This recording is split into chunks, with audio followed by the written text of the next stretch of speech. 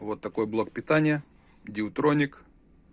Входящий автоматический выбор 115-230 вольт, выходящая 24 вольта. Не работает. Принципиальной схемы нет. Будем ремонтировать без схемы. Вот так выглядит блок питания. Сейчас вытащу из корпуса и будем смотреть.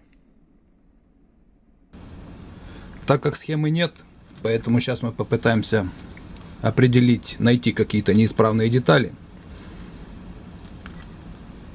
И тогда можно делать какие-то выводы.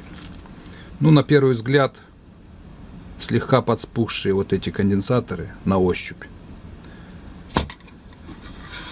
Предохранитель. Ну, предохранитель как будто бы сгоревший, что-то он потемневший. Сейчас проверим. Да, предохранитель сгорел. Ну что, раз сгорел предохранитель, значит, скорее всего, по цепочке. Мост, диодный мост. Потом вот эти ключи. Ну и, очевидно, шим-контроллер. Вот здесь шим-контроллер находится. Здесь у нас тоже полевой транзистор и диод. Здесь находится микросхема LT1239. Это Power Factor Corrector. Корректор коэффициента мощности. Ну, очевидно, вот в этой цепи что-то полетело. Сейчас проверяем.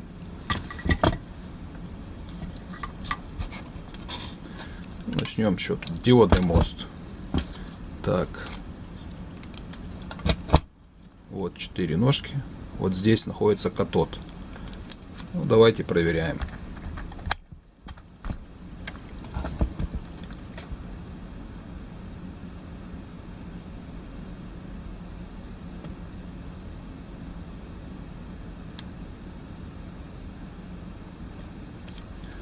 В обратную сторону.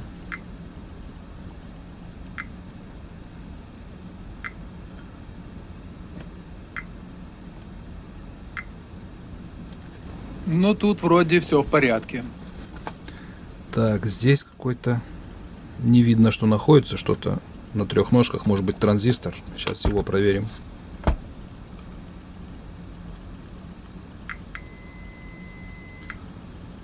Опаньки. А здесь у нас короткая. Так, хорошо. Первый претендент есть. Дальше смотрим. MOSFET. Что здесь пока? Так, у нас здесь получается gate, drains и stock. Так.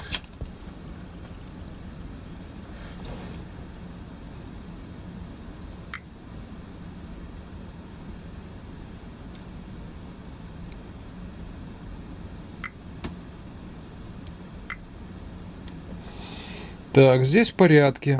Этот полевой транзистор. Это диод. Так, тут нормально. Здесь диод в порядке.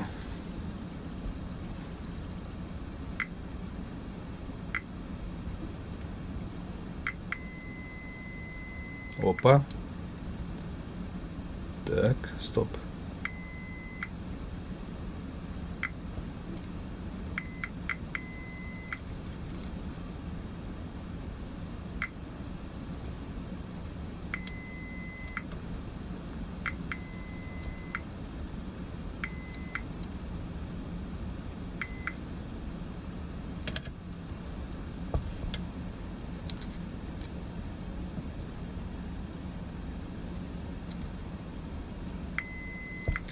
Так, вот это надо проверить. Сейчас их выпою.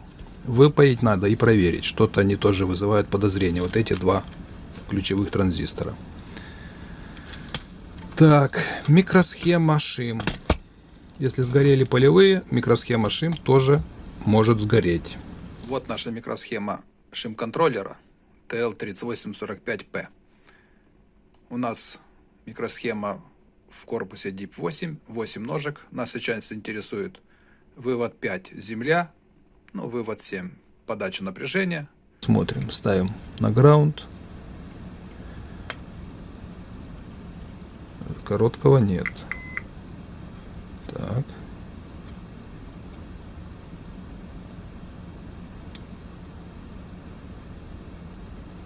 Ну, посмотрим. Посмотрим, что с микросхемой. Пока что будем выпаивать вот эти два ключевых транзистора и транзистор, который находится вот здесь, рядом с диодным мостом. Ну и вот эти надо будет выпаять, проверить конденсаторы. Сейчас у нас пока проблема в горячей части. Ну, можем попутно проверить сейчас в холодной части, что здесь какое сопротивление показывает на входе, на выходе. Здесь короткого нет, нормально. В обратную сторону. Ну, в холодной части может быть все в порядке. Выходные диоды. Вот выходные диоды сейчас проверим. Это сборка из двух диодов. Каждый. Внутри катод.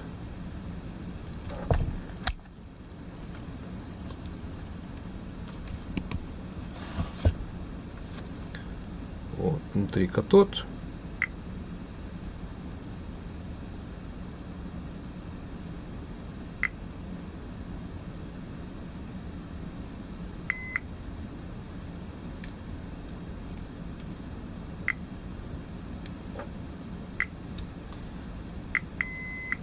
Зарядился конденсатор.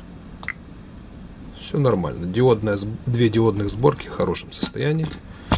Вот. Ну, потом еще проверим каждый здесь находящиеся диоды, резисторы, может быть, что-то в обрыве. Это каждую детальку я проверю, посмотрим. И тогда станет понятно, что к чему.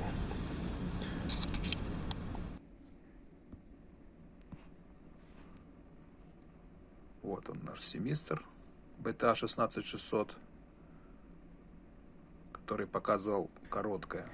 Итак, я выпаял диодный мост и семистр. Проверил их, они оба хорошие. И резистор тут стоял, я его выпаял, чтобы можно было добраться до этих деталей. В общем, диодный мост и семистр в порядке. Запаяю их обратно. Выпаял конденсаторы. Вот эти конденсаторы большие здесь стояли. У них вообще упала емкость почти до нуля. Под замену. Выпаял транзистор ключевой. Он оказался в порядке. Но у нас здесь еще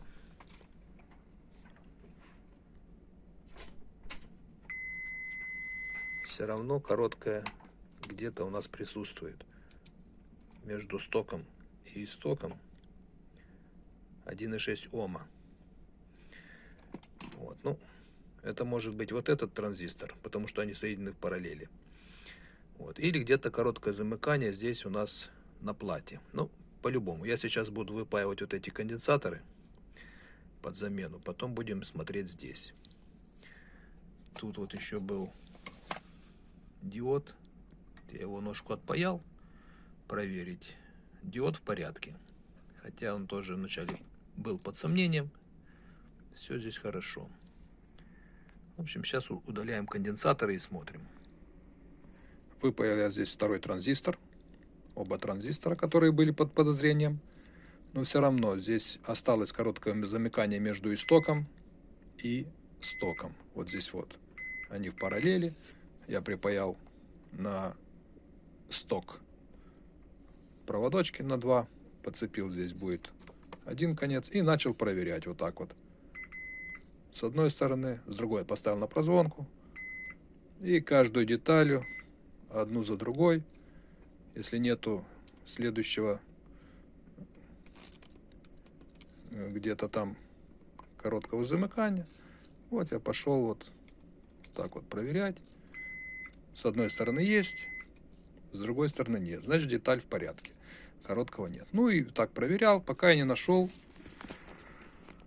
вот этот конденсатор. Вот. Тут плохо видно. С одной стороны и с другой. Все. Вот этот конденсатор дает нам короткое замыкание. Так, отпаявший этот конденсатор, мы видим, что он исправен. Нету здесь КЗ.